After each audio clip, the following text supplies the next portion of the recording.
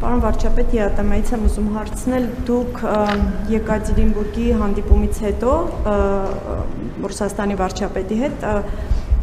ասացիք, որ դեռ չեք շտաբի գնահատականներ հնչեցնել խնդիրների լուծման հետ կապված, կսպասեք որոշակի պայմանավորվածությունների մասով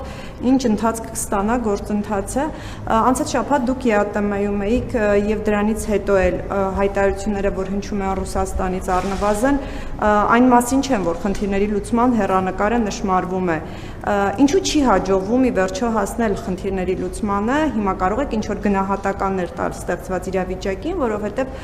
ինչպես տեսնում եք ռուսական կողմից շարունակում են պնդել այդ հանրաքվեի օրակարգը եւ ինչպես եք վերաբերվում նաեւ այն հանգամանքին, որ փոխարտգործնախարարը Ռուսաստանի ասում է, եթե հանրաքվեն չլինի, ըստ էության անդամ պետությունները ինչ որ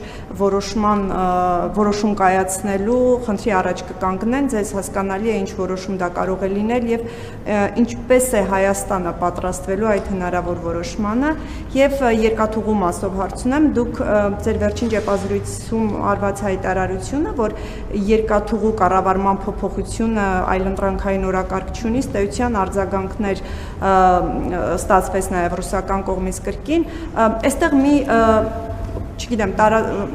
չճշտված կամ անհասկանալի իրավիճակ ստեղծվեց կուզեի պարզաբանեիք վճարների հետ կապված դուք այդ օրը նկատի ունեիք երկաթուղու հետ կապված վճար պետք է Ռուսաստանը տա Հայաստանին, թե իրենք սխալ ընկալեցին ձեր հայտարարությունը այստեղ 200 միլիարդ, հա, թե 2 միլիարդ դոլարի մասին էր խոսքը եւ իրենք դա ընկալեցին, որ երկաթուղու մասով էր, ես կխնդրեի դա պարզաբանեիք եւ դուք նաեւ նախկինում ասել եք, որ հայկական կողմը պետքա գրի առնի։ Լավ, ասեք ես ավարտեմ։ Ելույթ չեմ ունենում։ Լավ, ասեք, Եվ դուք նախկինում ասել եք, որ հայկական կողմը ըստ էության հակված չի երկաթուղու կառավարման այդ պայմանագիրը միակողմանի խզելու հեռանկարին, բայց կրկին ձեր վերջին ճեպազրույցում կարծես թե այդտեղ ինչ-որ ակնարկ կար, որովհետև խոսեցիք, եթե տարաձայնություններ կան, պատրաստ է Հայաստանը այդ հարցերի լուծումը հասցնել նաև արբիտրաժային դատարան։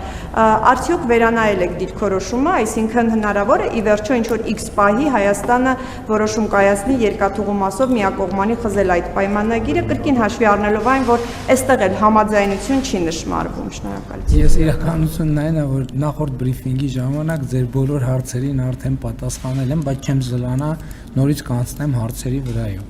ԵԱՏՄ-ի հետ կապված ես չեմ խուսափել ոչ մի պակ գնահատականից եւ հրապարակային էլ չեմ հիշում, այստեղ թե ուրիշ տեղ ասել են, որ խնդրի էությունը ինչ է, եթե այսպես ասած բանը կողքի ուղեկցող փաստերը մի կողմ դնենք եւ կենտրոնանանք բուն թեմայի վրա, բուն թեման է նա, որ ակնկալիք կա ունենալ էքսկլյուզիվ հարաբերություններ, որը մենք արդեն ասել ենք, որի հետ մենք համաձայն չենք։ Մնացածը արդեն ապրանքների ներմուծման եւ արտահանման հետ կապված խնդիրն է, որին պատրաստվելը մենք չենք կապում այս իրավիճակի հետ։ Մենք այսպես թե այնպես պետք է մեր հարաբերությունները դիվերսիֆիկացնենք եւ եթե նույնիսկ հիմա 100%-ով բացվեն, այսինքն վերադառնանք այն նախնական վիճակին, դրանից մեր օրակարգը չի փոխվում, որովհետեւ հենց այս ցույց տվեց եւ այսօր կառավարության նիստում ես ասացի, որ դա խնդիր է, երբ որ մեր արտահանումները կամ ներմուծումները կարող են լինել կախված լինել կամ մեծապես կախված լինել մի ուղղակից եւ ԵԱՏՄ միջկառավարական խորհրդի նիստում ունեցած իմ ելույթում եւ նաեւ հաջորդիվ ռուսաստանյան լրատվամիջոցների ներկայացուցիչների հետ հարց ու պատասխանի ընթացքում ես այդ հարցերին անդրադարձել եմ ինչ վերաբերում է երկաթուղու հետ կապված իրադրությանը մենք այդտեղ ուզում ենք բարեկամական լուծում այսինքն մենք չենք ուզում գնալ ինչ որ սուր լուծումների, որոնք կարող են լինել բարեկամական լուծումը, որ մենք փոխադարձաբար հասկանանք եւ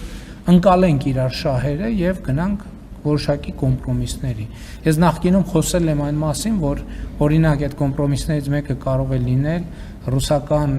երկաթուղիների կողմից կամ Ռուսաստանի կողմից կոնցեսիոն իրավունքի վաճառքը,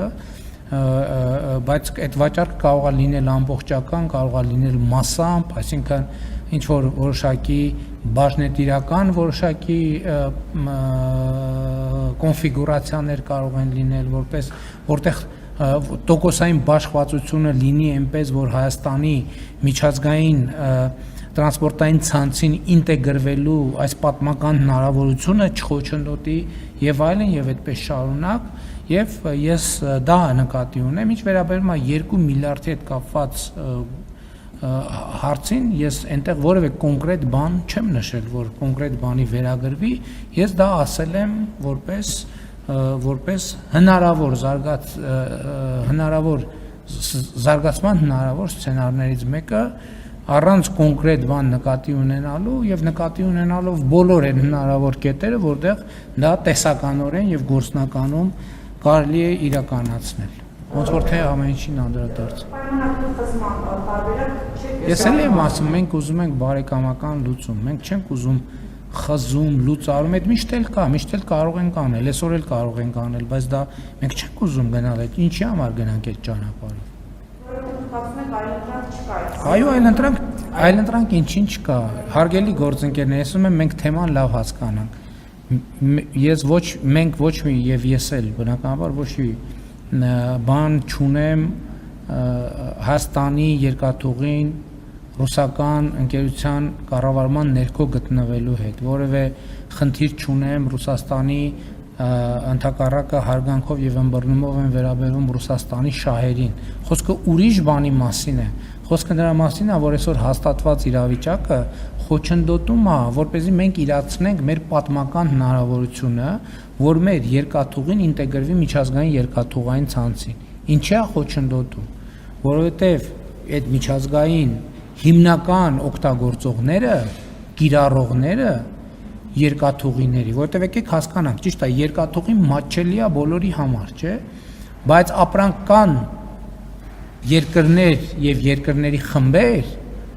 որոնք այդ երկաթուղու օգտագործման ըստ էության հիմնական հետաքրքրված եւ հետեւաբար վճարող եւ ֆինանսավորող ուժերն են, որտեղ երկրների մի մասը շատ ապրանքաշրջանառություն ունի, երկրների մի մասը քիչ ապրանքաշրջանառություն ունի։ Այս մասը պարզ է, ասենք կան երկրներ կամ երկրների խմբեր, ովքեր վճարում են եւ այդ ծառայությունը ստանում են երկաթուղուց օգտվելով։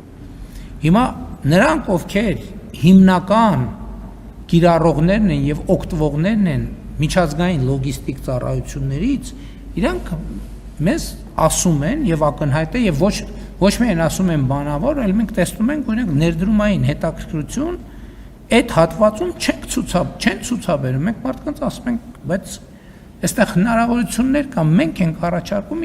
իրենք խուսափում են այդ թեմայից։ Եվ մենք արդյունքում հասկանում ենք, որ դրա պատճառն է, որ մեր երկաթուղին գտնվում է ռուսական կոնցեսիայի ներքո։ Եվ մեր խնդիրը Ռուսաստանի հետ չի։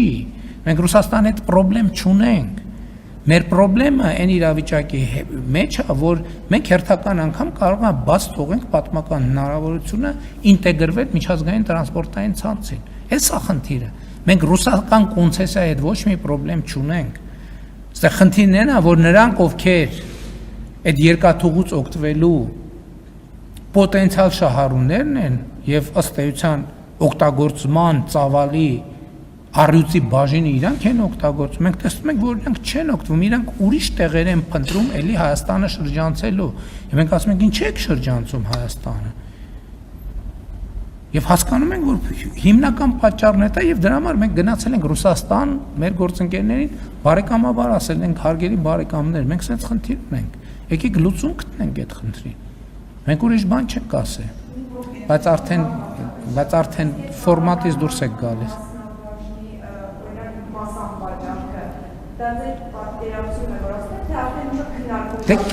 Գիտեք, երբ որ մենք լուծումներ ենք փնտրում, հասկանում եք, երբ որ լուծումներ ենք փնտրում, փորձում ենք ինչ-որ իդեաներ գեներացնել։ Հիմա որ դուք այլ մանրամասների մասին ինձ հարց տաք, ես այդ մանրամասները չեմ կարող պատասխանել, որովհետև չենք հասել այդ մանրամասներին։ Հայեցակարգային մակարդակով նայում ենք ինչ տարբերակներ կան։ Տարբերակ 1՝ ուղղակի պայմանագիրը խզել։ Դա ընդունելի չի մեզ համար, որովհետև բարեկամական չի, մենք ուզում ենք բարեկամական լուծում։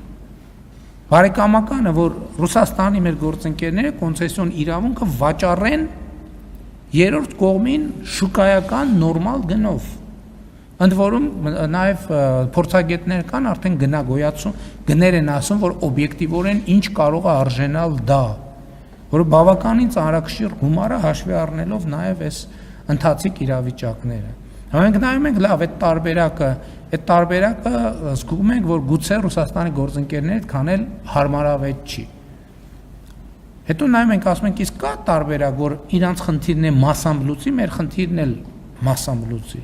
Հետո տեսնում ենք, որ փորձագետների հետ էլ ենք չի աշխատում, որ ասում ենք լուծում, մի հատ տեսեք ինչ լուծում կա։ Գալիս են ասում ենք, արա սենց տարբերակը լինի, որովհետև այդ կառավարումը կամ ինչ որ ուրիշ մոդել դրվի, որ ասենք ենթադրենք ինչ որ մի մասնաբաժին պահպանվի, մի մասնաբաժին օտարվի, բայց այնպես որ մնա փոքրամասնության մասնաբաժինը, որովհետև հակառակ դեպքում խնդիրը չի լուծվի։ Մի ուրիշ գաղափար է գալիս, որ լիցենզիան գուցե բաժանվի երկու մասի, որն է, ասենք մենք ունենք, հիմա մենք երկաթուղին և ենթակառուցվածքը և ենթակառուցվածքի օգտագործումը փաթեթ է, ասենք օդանավակայանի դեպքում այդպես չի, որովհետև օդանավակայանի դեպքում օդանավակայանի կառավարումը ուրիշ խնդիր է, թռիչքներ իրականացնելու խնդիրը ուրիշ խնդիր է, մենք ունենք մի օդանավակայան մի կառավարող, ունենք բազմաթիվ ավիաուղիներ, որոնք այդ բանից օգտվում են, կան այնտեղ ուրիշ ընկերություններ, մի մասը բորդ սնունդ, առևտուր եւ այլ, գուցե տենց մոդելները հնարավոր է կիրառել։ Մտածում ենք դրա ուղղությամբ եւ այլն եւ այլն։ Ես նկատի ունեմ, մենք տենց ստատիկ կանգնած չենք, որ մենք այս հայտարարել ենք եւ հայտարարել ենք։ Այսինքն աշխատանք է տեղի ունենում, հասկանանք որտեղ այն կետը, որտեղ մենք կարող ենք այդ բարեկամական լուծում գտնել։